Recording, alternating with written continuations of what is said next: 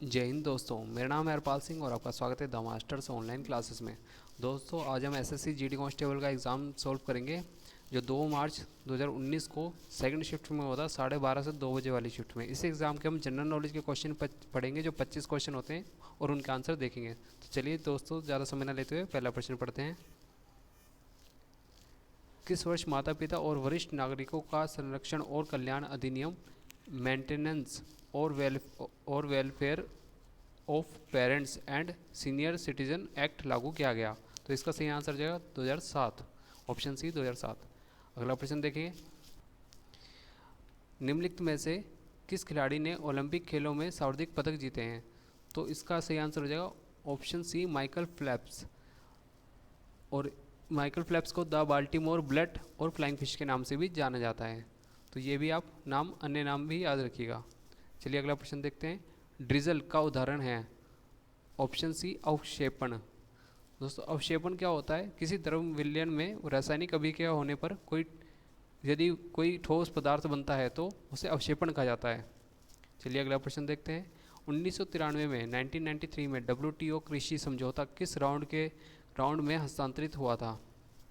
तो इसका सही आंसर जो है option A Uruguay round. Uruguay दौर में क्या हुआ था? उरुग्वे राउंड में क्या हुआ था? जो गेट था, general agreement tariff and trade, को WTO में, वर्ल्ड ट्रेड ऑर्गेनाइजेशन में कन्वर्ट कर दिया गया था। तो यही था उरुग्वे राउंड, जहाँ पे गेट से WTO में नाम परिवर्तित कर दिया और कुछ और चेंजेस भी किए गए, तब इसे गेट को WTO कहा जाने लगा। चलिए अगला प्रश्न देखते हैं। ओरल पोलियो वैक्सीन का आविष्कार किसने किया था? तो इसका सही आंसर हो जाएगा option four Albert Sabin. Albert Sabin. और एंटी रेबीज वैक्सीन की खोज जिसने की थी वो लुई पास्चर। तो कई बार लुई पास्चर जी के बारे में क्वेश्चन आता है, तो ये भी आप याद रखिएगा। अगला प्रश्न देखते हैं।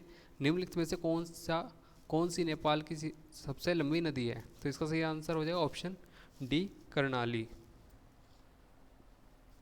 कई बार ये प्रश्न भी आता है, नेपाल से भारत के कितने राज्य अपनी सीमा साझा करते हैं? तो भारत के करीब 5 राज्य सीमा साझा करते हैं: उत्तराखंड, उत्तर प्रदेश, बिहार, पश्चिम बंगाल और सिक्किम। तो ये राज्यों के नाम भी याद रखना। अगला प्रश्न देखते हैं।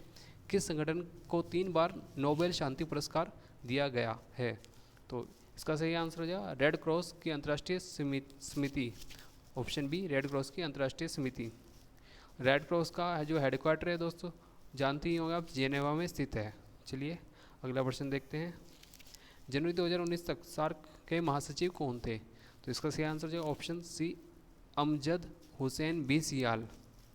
तो SAARC South Asian Association Regional Cooperation इसकी फुल फॉर्म है, और साथ ही इसका 8वां सदस्य जो था अफगानिस्तान बना था 2005 में। अगला प्रश्न देखते हैं। 2015 में निम्नलिखित में से कौन बैडमिंटन रैंकिंग में शीर्ष स्थान पर पहुंचने वाली पहली भारतीय महिला खिलाड़ी हैं? तो इसका सही आंसर हो जाएगा ऑप्शन सी साइना नेहवाल।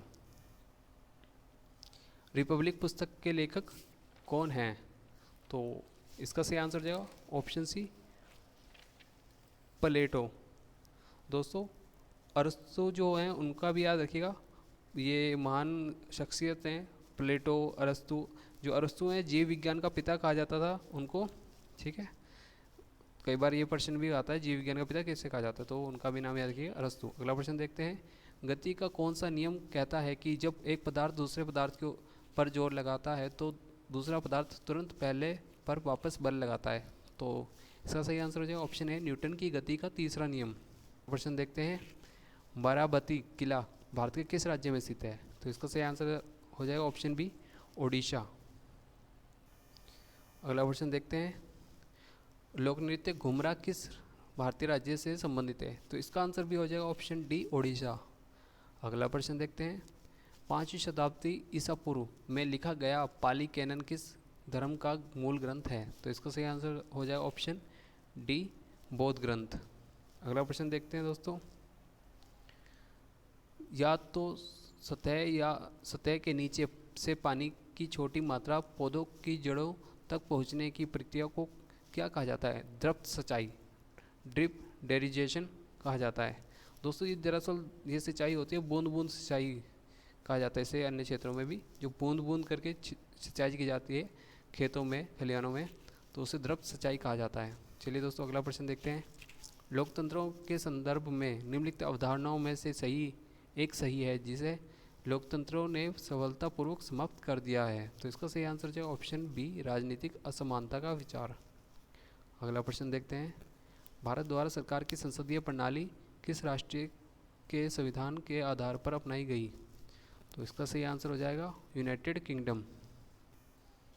अगला प्रश्न देखते हैं। उस उपकरण का नाम बताइए जो चालक में संभावित अंतर बनाए रखने में मदद करता है। तो इसका सही आंसर जो है ऑप्शन डी, बैटरी। चलिए दोस्तों अगला प्रश्न देखते हैं। मराठा साम्राज्य के संस्थापक राजा शिवाजी को किस स्थान पर छत्रपति के खिताब से सम्मानित किया गया था? तो इसका सही आंसर जो है ऑप्शन बी, रायगढ़। दोस्तों ये खिताब इन्हें 1674 में दिया गया था, ये भी याद रखिएगा, सन भी याद रखिएगा और स्थान भी याद रखिएगा। सन था 1674 और स्थान था रायगढ़। अगला प्रश्न देखते हैं। निम्नलिखित में से कौन सी पर्वत श्रृंखला भारत, पाकिस्तान और चीन तक फैली है? तो दोस्तों ये काराकोरम पर्वत श्रृंखला है जो इन 3 देशों तक फैली है।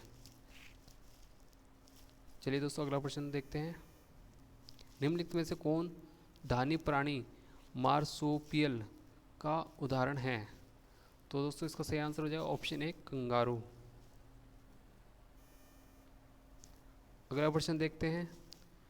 पारंपरिक त्योहार पावलकुट भारत के किस राज्य से संबंधित है? तो इसका सही आंसर है ऑप्शन बी, मिजोरम। समाज के गरीब वर्ग में बाजार मूल्य से कम मूल्य पर खाद्यान्न वितरित करने के लिए बफर स्टॉक बनाया जाता है, उस दाम को भी डैश भी कहते हैं। तो इसका सही आंसर है ऑप्शन सी, जारी मूल्य। इसको जारी मूल्य भी कहा जाता है। अगला प्रश्न देखेंगे। किस अमेरिकी पत्रकार ने धरसाना में नमक सत्याग्रह विरोध प्रदर्शन को कवर किया था? तो इसका सही आंसर हो जाएगा वेब मिलर। अगला प्रश्न और इस वीडियो का आखिरी प्रश्न देखते हैं। यदि मौद्रिक नीति ब्याज दरों के प्रबंधन और धन की आपूर्ति से संबंधित है तो राजकोषीय नीति किससे संबंधित है? तो इसका सही आंसर हो जाएगा ऑप्शन बी, कराधान और सरकारी खर्च। दोस्तों राजस्व संग्रह तथा व्यय को वंचित दिशा देना राजकोषीय नीति ही कहलाता है। तो चलिए आज की वीडियो यहीं समाप्त होती है। आज के एग्ज़ाम के हमने जनरल नॉलेज के सभी 25 प्रश्न पढ़ लिए हैं। यदि यह वीडियो आपको अच्छी लगी हो और आपके लिए हेल्पफुल हो तो इस वीडियो को ज़रूर लाइक कीजिएगा और हमारे चैनल को भी सब्सक्राइब कीजिएगा। थैंक यू दोस्तों, जय हिंद।